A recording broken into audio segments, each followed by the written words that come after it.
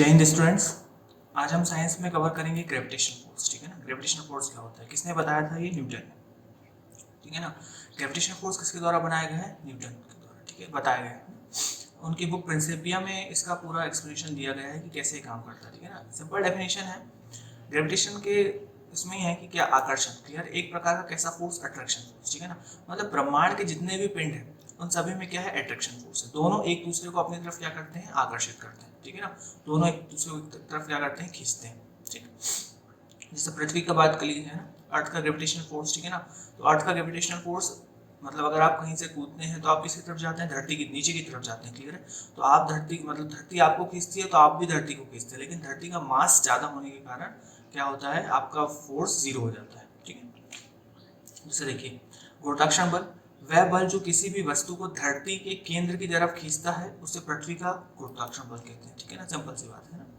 तो यहाँ पे दोनों चीजें खींचती हैं, मतलब दोनों पिंडों में होगा ये फोर्स। ठीक है ना, अट्रैक्शन पावर है ना, हम इसको समझेंगे अभी आगे। देखिए है ना, जैसे हम कोई पत्थर फेंकते हैं ऊंचाई से, ठीक है ना, तो पत्थर किस तरफ आकर्षित होता है, धरती की तरफ। ठीक है ना, मतलब यहाँ लिखा हुआ है, यानी इस ब्रह्मांड में सभी वस्तुएं एक दूसरे को क्या करती हैं, आकर्षित करती हैं। ठीक है ना, ये होता है क्या, ग्रेविटेशनल फोर्स। ठीक है ना, अब इसका यूनिवर्सल नियम देखते हैं। ठीक है ना, यूनिवर्सल नियम में क्या है, तो न्यूटन बोलते हैं कि न्यूटन के गुरुत्वाकर्षण के नियम के अनुसार दो पिंडों के बीच का गुरुत्वाकर्षण बल उनके द्रव्यमानों के गुणनफल समानुपाती और उनके बीच की दूरी के वर्ग के व्युत्क्रमानुपाती होता है। क्लियर है, ये सिंपल है, ये डेफिनेशन आपसे फॉर्मूला से समझ में आएगा। इसका जो फोर्स है, ठीक है ना, किसके डायरेक्टली प्रोपोर्शनल होगा, ठीक है ना, इसके डायरेक्टली प्रोपोर्शनल होगा मास के, है ना। ये देखिए द्रव्यमानों के गुणनफल के क्या होगा, समानुपाती, डायरेक्ट प्रोपोर्शनल होगा, और उनके डिस्टेंस के क्या होगा, इनवर्सली प्रोपोर्शनल। डिस्टेंस क्या होगा, इनवर्सली प्रोपोर्शनल। फॉर्मूला बनाते हैं अपन, देखिए यदि दो पिंड का द्रव्यमान m1 m2 है, ठीक है, तो उनके बीच की दूरी d है ना। हमने देख लिया कि भैया एक द्रव्यमान है और ये दूसरा द्रव्यमान है। ठीक है ना, इनके बीच का डिस्टेंस कहाँ से, सेंटर से। इनके बीच का डिस्टेंस मास के कोई भी मतलब जो मास है m1 उसके सेंटर से दूसरे m2 के क्या, सेंटर तक। ठीक, तो ये देखिए इसका डेफिनेशन अभी हमने पढ़ा कि जो मास है उसके कैसा होगा, समानुपाती होगा, डायरेक्टली प्रोपोर्शनल होगा। जैसे देखिए F is directly proportional to m1 m2, ठीक है, और is directly inversely proportional to the distance between their. ठीक, ये जब हम हटाएंगे, ठीक है ना, कांस्टेंट, तो क्या मिलेगा हमें, F G बड़ा G m1 m2 d square. तो जो सूर्य के आसपास पिंड घूमते रहते हैं, ठीक है ना, वो भी किसके कारण एक ही पाथ में रोटेट करते रहते हैं, कि ग्रेविटेशनल फोर्स। सूर्य का जो ग्रेविटेशनल फोर्स क्या है वो ज़्यादा है, सारे पिंडों को क्या करता है, वो खींच के रखता है। ठीक है, चलिए देखते हैं, है ना। जैसे हमने फॉर्मूला बनाया कि दो वस्तुओं के बीच का फल उनके द्रव्यमानों के गुणनफल के क्या होता है, समानुपाती। ये देखिए force is directly proportional to m into m1 या m2। ठीक है, दो वस्तुओं के बीच का बल उनके बीच दूरी के वर्ग के व्युत्क्रमानुपाती, मतलब inversely proportional. F is inversely proportional to 1 by distance का स्क्वायर। ठीक है ना, इन दोनों जब हम इक्वेशन को क्या करते हैं, कंबाइन करते हैं, तो force is directly proportional to m mass into mass upon d square. ठीक है ना, ये बड़ा मास अर्थ का मान लेते हैं या कोई किसी हमारा मास। ठीक है ना, तो इससे हमें मिल जाता है F is equal to G into m by d square. ठीक है ना, अब हमको इसकी वैल्यू फाइंड करनी, जैसे इसकी वैल्यू है ना, तो देखिए इसका क्या कर लीजिए आप, क्रॉस मल्टीप्लिकेशन कर लीजिए। अगर इसका क्रॉस मल्टीप्लिकेशन करेंगे तो F इंटू डी, ठीक है ना, डी क्या होगा, ऊपर चले जाएगा, ठीक है, इंटू G m इंटू, ठीक है ना, उसके बाद G को जब यहाँ ट्रांसफर करेंगे तो एफ डी स्क्वायर बाय क्या, m है। ठीक है ना, अब हमें ये पता है फोर्स क्या है, मास इनटू एक्सेलरेशन है, उसको हम सॉल्व करेंगे। लेकिन G का वर्तमान मान क्या मानते हैं, 6.67 into 10 to the power minus 11 newton metre square पर केजी।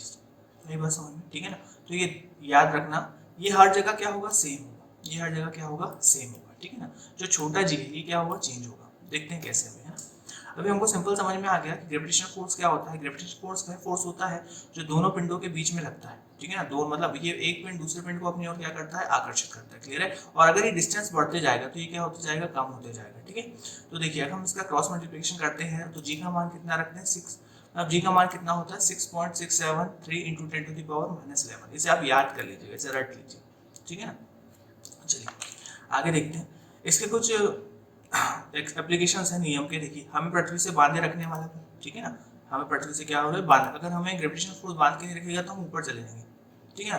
पृथ्वी के चारों ओर चंद्रमा की गति है ना, पृथ्वी के ये पृथ्वी है, इसके ओर चारों ओर कौन घूमता है, चंद्रमा घूमता है, ठीक है ना। क्यों, पृथ्वी के आकर्षण बल के कारण, ठीक है ना, चंद्रमा घूमता है। अब चंद्रमा ऐसा लगता है भैया क्या गोल ही घूमता है ना, तो गोल क्यों घूमता है, क्योंकि सेंट्रीपिटल फोर्स इसको अंदर की तरफ क्या करती है, आकर्षित करती है ना। अंदर केंद्र की ओर लगने वाला बल क्या होता है, सेंट्रीपिटल फोर्स, हमने पढ़ा था इसके पहले, ठीक है। सूर्य के चारों ओर ग्रह की गति, अभी हमने देखा डायग्राम में चल रहा था, सूर्य के कारण जो आने वाला ज्वार भाटा होता है वो भी क्या, ग्रेविटेशनल फोर्स के कारण, ठीक है ना। अब मुक्त पतन मतलब फ्री फॉल है ना, कोई भी वस्तु को हम जो फेंकते हैं वो फ्रीली क्या होने लगती है, गिरने लगती है, ठीक है ना। तो उसमें क्या आती है, वेग आती है, वेलोसिटी, और उसके बाद क्या लगता है, एक्सेलरेशन आ जाता है, ठीक है ना। तो एक्सेलरेशन ड्यू टू ग्रेविटी है ना, एक्सेलरेशन ड्यू टू ग्रेविटी, देखते हैं कैसे से, देखिए किसी वस्तु का पृथ्वी के गुरुत्वीय बल के प्रभाव में पतन, गिरना मुक्ति पतन कहलाता है, फ्री फॉल। किसके, इसमें पृथ्वी के गुरुत्वीय बल, ग्रेविटेशनल फोर्स के कारण, ठीक है ना।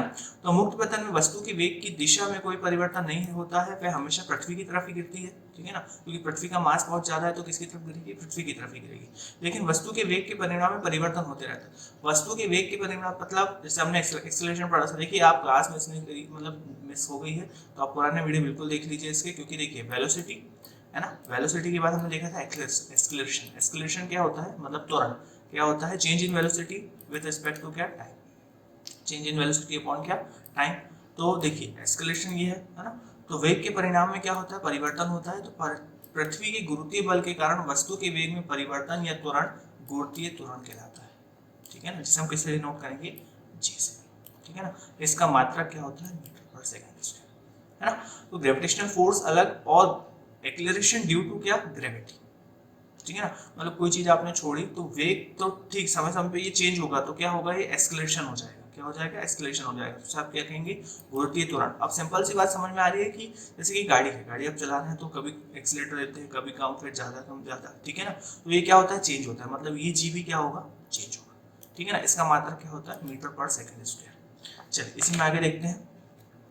अब गुरुत्वीय त्वरण जी के मान का परिकलन, इसे हम डेरिवेटिव करते हैं, सिंपल है कि आप आराम समझ में आएगा, ठीक है ना।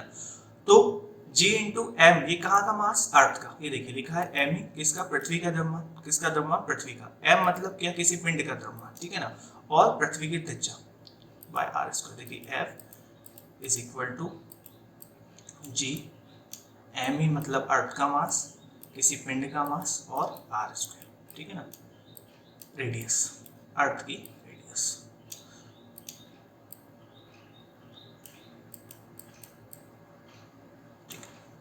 अब यहाँ पे हम त्वरण को समझते हैं। अब F हमें पता है, force is equal to mass into acceleration, बल लगने के कारण उत्पन्न त्वरण गुरुत्वीय त्वरण कहलाता है, mass into m into g, mass into acceleration. लेकिन यहाँ पे एक्सेलरेशन कैसा होता है, एक्सेलरेशन ड्यू टू ग्रेविटी, तो force is equal to mg। देखिए क्लास इसके पहले में सारी चीजें बता चुका हूँ, छोटे छोटे फॉर्मूले सारे कैसे चेंज होते हैं, देखिए है ना, ठीक है। लेकिन यहाँ force is equal to mass into acceleration, ठीक है ना, द्रव्यमान इनटू क्या, त्वरण। लेकिन यहाँ पे त्वरण कैसा, एक्सेलरेशन ड्यू टू ग्रेविटी, तो किसके कारण, जी के कारण, तो F is equal to m into G, ठीक है। यहाँ से हम इसकी वैल्यू निकालते हैं। तो अब हमारे पास F आ गया, F क्या होता है, किसके बराबर होता है, m इनटू जी। तो ये देखिए हमने यहाँ पर रख दिया, F का मान इक्वेशन 1 में रखने पर F की जगह क्या रख दी, mg, और बाकी एज इट इज, ठीक है ना। उसके बाद क्या कि आर स्क्वायर का ट्रांसफर कर दिया, तो ये देखिए यही कैंसिल कर लीजिए, आप समझ करके, m से m कैंसिल हो जाएगा, ठीक है। तो क्या बचा, G इज इक्वल टू जी, कहाँ का मास, अर्थ का, बाय आर स्क्वायर। जी की वैल्यू हमें पता है, अभी हमने देखी, G is equal to 6.6734 into 10 to the power minus 11। 6.67 ऐसी भी याद रहेगी आपको, 6.67 into 10 to the power minus 11, ये है बड़ा जी, ठीक है ना। छोटा जी हम लेते हैं 9.8, ठीक है। तो ये देखिए पृथ्वी का द्रव्यमान है ना, मास कितना, 6 into 10 to the power 24 kg, radius कितनी होती है अर्थ की, 64,000 मानते हैं हम approx, to 6.4 into 10 to the power 6 metre, पूरी वैल्यू को रख दिया इसमें, क्या आ गया 9.8 मीटर पर सेकंड, ठीक है ना। ये चेंज होता रहता है ना, जब आप इसके न्यूमेरिकल करेंगे तो ये वैल्यू गिवन रहती है कि भैया जी क्या है आपका 9.8 है। आई बात समझ में, बहुत सिंपल है, ठीक है। अगर कोई प्रॉब्लम आई इसमें तो देखिए ये क्या साइंस वाले स्टूडेंट के लिए थोड़ा इजी रहता है, बाकी इतना टिपिकल नहीं है ना। कोई अगर प्रॉब्लम आ रही हो तो आप कमेंट बॉक्स में पूछ सकते हैं कि समझ में नहीं आया जो भी, ठीक है ना। चलिए इन दोनों डिफरेंस देख लेते हैं कि गुरुत्वीय त्वरण एक्लेशन ड्यू टू ग्रेविटी और गुरुत्वीय स्थिरांक क्या होता है, ठीक है ना, ये छोटा जी और बड़ा जी, है ना। तो इसका देखिए हमने सबसे पहले तो डिफरेंस में क्या आ जाता है इसका 9.8 मीटर पर सेकंड स्क्वायर, ठीक है ना। इसका क्या होता है 6.67 इंटू 10 टू द पावर -11। दोनों की वैल्यू क्या है चेंज, ठीक है। ये वैल्यू क्या होते रहेंगी चेंज होते रहेगी, ये वैल्यू क्या होगी चेंज नहीं होगी। ये देखिए इसका मान भिन्न भिन्न स्थानों पर भिन्न हो जाता है, ठीक है ना, मतलब चेंज हो जाता है।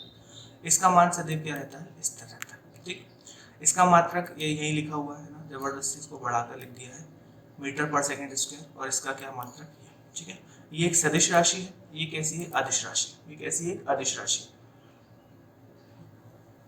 ठीक है। अब देखिए अब आपको इसको कोई यूनिट मिल गई, इसकी यूनिट में मिल गई है, इसकी यूनिट में मिल गई, ठीक है ना। आप कमेंट बॉक्स में इसके डायमेंशनल फार्मूले फट से मुझे बता के बता दीजिए, ठीक है ना।